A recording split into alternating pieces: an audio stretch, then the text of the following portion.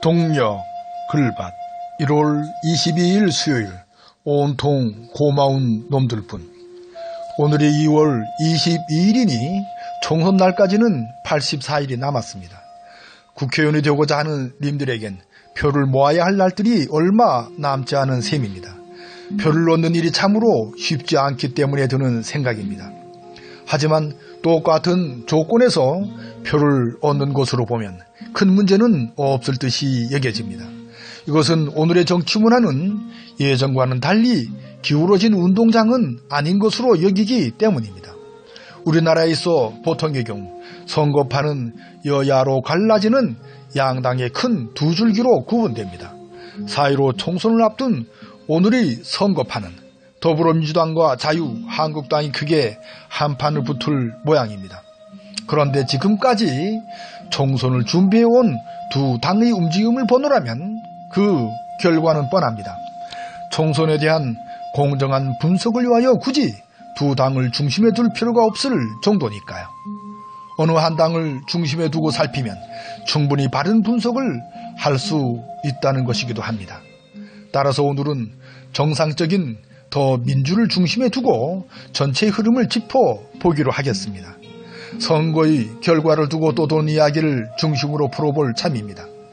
300명의 국회의원들 중에서 더민주는 가반인 150석을 넘기기는 어렵다고들 이야기합니다. 이런 분석이 민주당의 안팎에서 나오는 것이 사실입니다. 그런데 이런 분석은 안팎의 입장에서 보면 같은 결과를 이끌어낸 고도의 꼼수로 보입니다. 안에서 보면 사실을 축소하여 괜한 엄살을 부리는 것으로 느껴질 정도니까요. 밖에서 보면 사실을 애써 외면하여 상대의 길을 죽이기 위한 것으로 느껴질 정도니까요.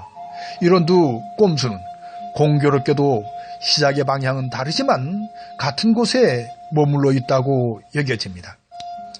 그렇다면 그 사실은 어느 정도로 잡는 것이 좋을까요? 아니, 옳을까요? 아직 오지 않은 미래를 읽어내는 일이라 참으로 쉽지 않은 노릇입니다. 하지만 쉽지 않을 뿐이지 읽지 못하는 것은 아닐 테지요. 그래서 조심스럽지만 그 사실을 짐작해 봅니다. 아마도 더 민주가 얻게 될 의석은 170석을 두고 5석 정도의 오차에 머물 것으로 보입니다. 그 까닭은 상대적으로나 절대적으로 더 민주는 멋진 정당의 모습을 하고 있기 때문입니다. 그 까닭은 상대적으로나 절대적으로 자한당은 끝없이 죽을 수는 모습을 하고 있기 때문입니다. 그 까닭은 뜬금없이 유치하기 그지없는 안철수가 등장하여 쐐기를 받고 있기 때문입니다. 좋아도 이렇게 좋을 수가 있을까 하는 상황이 끝없이 이어지고 있으니까요. 여기에 트럼프의 장난으로 잠시 먹구름만 잔뜩 했던 남북 문제도 한 줄기 빛을 보여주니까요. 여기에 이번 총선을 촛불혁명의 마무리로 삼겠다는 무지렁이 백성들의 의지가 더 높으니까요. 그래서 과반수는 어렵다고들 호들갑을 떨지만 느긋하게 뜻밖의 지경을 그려본 것이지요. 그래서 주변에는 온통 고마운 놈들 뿐이라는 제목을 잡게 된 것이죠.